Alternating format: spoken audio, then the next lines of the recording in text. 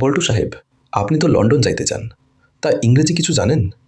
How are you মানে কি বলেন তো? স্যার, আপনিও যেমন কথা কন, হাউ আর ইউ মানে তো হইল কেমন আছিস রে চ্যাঙা। মুই কি শুধু এইটুকুই জানি? মুই তো এক্কেবারে লন্ডনী স্টাইলত ইংরেজি কইবার পারি। আচ্ছা, তাহলে বলেন তো, আই অ্যাম ইটিং রাইসের মানে কি? স্যার, এটা তো ছোট বাচ্চাও জানে।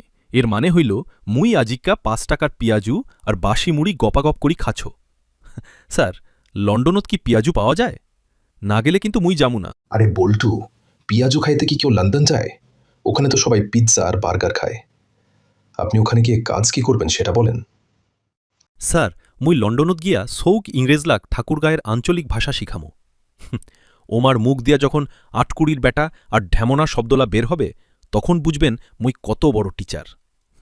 আর কাজ কাজ কর্ম ওই এলিজাবেথ নানির বাড়িত বসি পিয়াজু ভাজার। বল্টু, আপনার দ্বারা লন্ডন যাওয়া হবে না। আপনি বরং ঠাকুরগাঁয়ের মোড় গিয়া পিয়াজুই ভাজেন। আপনার পাসপোর্ট ক্যান্সেল। ক্যান্সেল? ক্যান্সেল করেন, মুইও দেখমু আপনার লন্ডন কেমনে চলে। লন্ডনত পিয়াজু নাই, চা নাই, অমন ফকিনি দেশত মুই যামু না। মোর ঠাকুরগাঁওর মোড়ই ভালো, ৫ টাকা দিলে অন্তত সম্মান পাওয়া যায়। ভাইলা, তোমাক খালি আমি একটাই কথা কহবা চাইছো। মোর চ্যানেলটা তোমাক খালি একটু সাবস্ক্রাইব করে দাও। ভিডিওটা ভালো লাগলে একটা লাইক দেন।